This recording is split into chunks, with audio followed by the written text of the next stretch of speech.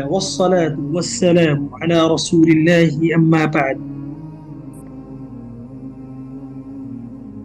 اللهم إنا نسألك علما نافعا ورزقا طيبا وعملا متقبلا. اللهم لا تؤاخذنا إن نسينا أو أخطأنا ربنا ولا تحمل علينا إصرا كما حمل الذين من قبلنا ربنا ولا تحملنا ما لا طاقة لنا به واعف عنا واغفر لنا وارحمنا أنت مولانا فانصرنا على القوم الكافرين. ব্যক্তিগত আমার বিষয়টা স্পষ্ট করি, কেউ যদি আমাকে শায়েক বলতে চায় সেটা তার ব্যাপার। আল্লাহ তাকে জিজ্ঞেস করবে তুমি তাকে শায়েক বলছিলে কেন, সে তো শায়েক ছিল না, তখন সে কি উত্তর দেবে সেটা সেই জানে। ঠিক আছে, অতএব আমি এটা আমার জন্য মোটেও বলা পছন্দ করি না। হ্যাঁ, অতএব অন্য মানুষকে কি বলবে সেটা তার ব্যাপার, প্রত্যেকেই তার নিজ কর্মের হিসাব দেবে, আমি দেব না। আল্লাহ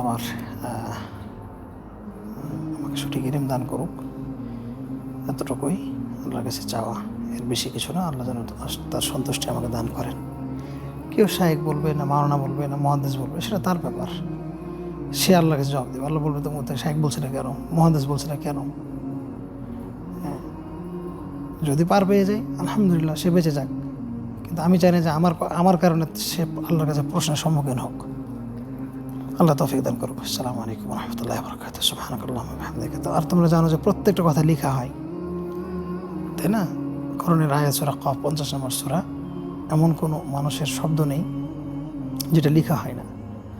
কত আয়াত আছে, এভাবে কত হাদিস আসছে। প্রত্যেকটা কথা লিপিবদ্ধ করা হয়, ছোট হোক বড় হোক, হাসি মজাক হোক কাজের হোক, সব লেখা হয়। অতএব 1 লক্ষ মানুষ যদি আমার নামের শুরুতে শায়েক বলে তাহলে 1 লক্ষটা শব্দ অপচয় হলো, 1 লক্ষটা প্রশ্ন তৈরি হলো। যদি প্রশ্নতে পাশ করতে না পারে তাহলে 1 লক্ষটা অপমান জমা হলো। আল্লাহ রাব্বুল আলামিন আমাদের সবাইকে সঠিক বুঝদান করুক। আল্লাহুম্মা আমিন। আসসালামু আলাইকুম ওয়া রাহমাতুল্লাহি ওয়া বারাকাতুহু।